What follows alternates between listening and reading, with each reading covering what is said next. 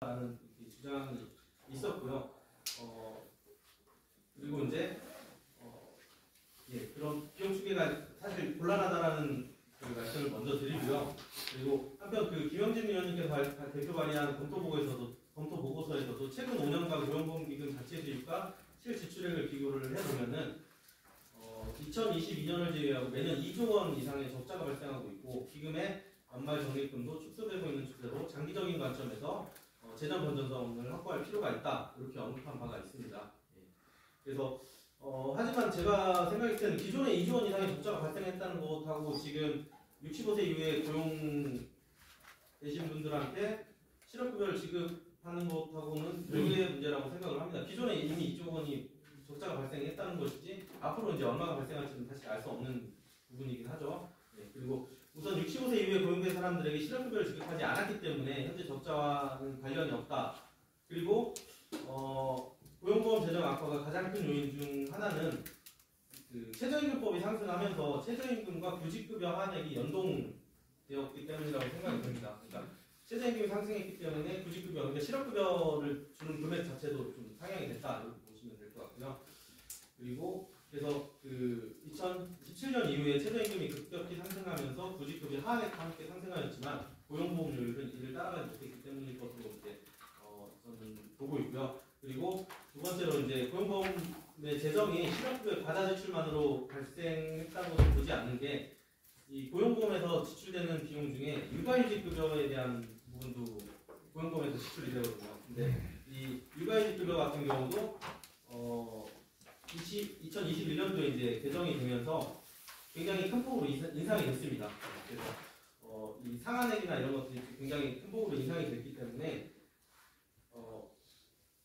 이 재정 악화에 좀 일부 영향을 미친 바 있다 이렇게 좀 보시면 될 것 같습니다. 따라서 장기적으로 고용보험 재정에 부정적인 영향을 미친다는 것을 인정하지만 이것을 65세 이후에 고용된 사람들에게 실업급여를 지급하지 않는 정도로 사용하는 데에는 좀 더 검토가 필요할 것이다라고 봤습니다. 그리고 여섯 번째로 고령자는 보험료를 적게 납부하고 많이 받는 구조다라고 하고 있는데 그 고령자의 경우는 앞에 2장에서 살펴봤듯이 소위 좋은 일자리가 일컫는 곳에서 근로하시는 분들이 많지 않습니다. 그래서 65세 이상 고령자들의 경우는 앞에서 말씀드렸다시피 단순 노무 종사자가 가장 많았고 농림업 공연 종사자, 서비스 판매 종사자 순으로 이렇게 조사가 됐습니다. 그래서 이러한 이유로 소득이 적을 수밖에 없고요. 소득이 적기 때문에 고용보험료를 적게 낼 수밖에 없는 구조입니다. 근데 이들을 보험료를 적게 낸다고 해서 급여를 받을 수 없도록 적용되어야 할 것이 아니라 사회적 약자로서 보호를 해야 될 대상으로 이렇게 생각해야 한다고 봅니다.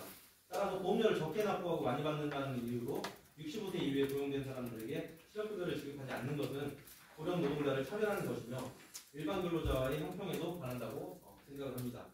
그리고 마지막으로 고령자의 고용보험 반복 수급 우려 부분이 있는데요. 이 부분은 이제 고령자들이 정부 재정 지원 일자리 사업에 참여한 다음에 참여를 해서 6개월, 그러니까 이 고용보험을 수급하기 위해서는 180일 이상 근로를 해야 되는데 그 기간만 채우면은 일을 그만두시는 거예요. 그래서 구직급여를, 실업급여를 받으시고 실업급여를 받고 나서 그게 또 끝나면 다시 정부 재정지원 일자리에 다시 참여를 하고 그리고 또 끝나면 또 다시 실업급여를 받고 이런 걸 반복되는 것에 대한 그 우려를 이제 말씀을 하셨는데 이와 관련해서는 사실 정부에서도 이런 부분에 대한 인식을 하고 있고 여러 위원님들께서도 지금 현재 인식을 하고 계셔서 여러 법안이 현재 계류 중인 상태에 있습니다. 정부에서도 안을 내놓은 게 있고요. 그리고 윤준병 의원님이 대표 발의한 법안, 홍석준 의원님이 대표 발의한 법안들이 있습니다. 이 안을 보시면은 이직일 이전 5년 동안 2회 이상 구직급여를 지급받은 후에 다시 구직급여를 지급받는 경우에는 구직급여를 지급받은 횟수를 기준으로 100분의 50의 범위에서 감액하도록 하는 현재 발의를 하고 있습니다. 그래서 이 법안까지 같이 통과가 된다고 한다면 반복 수급의 문제는 상당 부분 해결될 것으로 보인다. 해결될 것으로 보입니다. 마지막으로 내집말 부분을 마지막으로 좀 말씀을 드리면요. 제가 생각하기에도 2023년 현재 기준에서 65세는 충분히 충분히 새로운 구직 활동을 할 수 있는 나이라고 생각이 듭니다. 그리고 25년 전, 그러니까 97년도 같은 경우 우리나라가 고령사회에 진입하기 전이고요.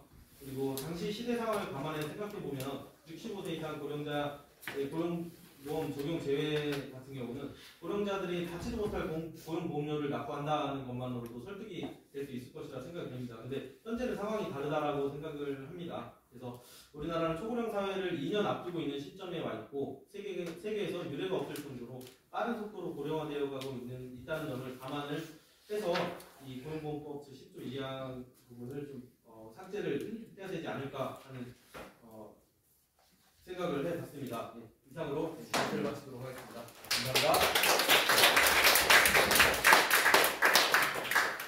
네, 감사합니다. 이 분량이 상당히 많은데 굉장히 요약을 해서 아주 짧게 이렇게 했습니다.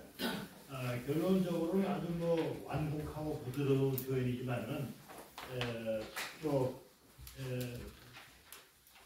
문제되는 조항을 삭제해야 한다는 그런 방법을 말씀드렸습니다. 그 과정에서 지금 이제 제한되어 있는 법안들을 전부 다 분석을 해가지고 김성원 의원 대표 발의안, 이미자 의원 대표 발의안, 김영진 의원 대표 발의안 요 세 개가 이제 지금 이제 주장 삭제에 관한 것인데 권명호 의원 대표 발의안은 이거 70세, 70세로 이제 올리는 그런 아니었습니다. 이걸 하나하나 다 분석을 하셨고 또 이제 입법 조사관, 심의관들이 이제 분석한 검토보고서의 내용도 일일이 다 분석했습니다. 보게 되면 이제 이 검토보고서에서 부정적인 그런 견해들이 많이 얘기됐는데 이것이 이제 김영진 의원 대표 발의안부터는 이제 긍정적인 성명도 아울러 이렇게 제시가 되기 때문에 어느 정도의 좀 가능성, 의회 국회에서의 가능성이 있지 않냐는 그런 이제 기망을 이제 표현하신 것으로 생각이 됩니다. 그리고 이제 결론적으로는 지금 이제 부정적인 견해를 전부 다 이제 7개인가요? 7가지로 이제 7개 정도를 다 종합을 해서 하나하나 반박하는 논의를 이제 전개를 했습니다. 결론적으로는 우리나라가 이제 세계에서 가장 빠른 속도로 이제 고령화 되어가고 있고 이런 전체적인 사회적인 이런 변화 이런 것에 주목을 했습니다. 김태현 박사께서 이제 법학과서에도 불구하고 이런 통계 이런 것들을 굉장히 세심하게 분석을 해서 아주 과학적인 그런 이제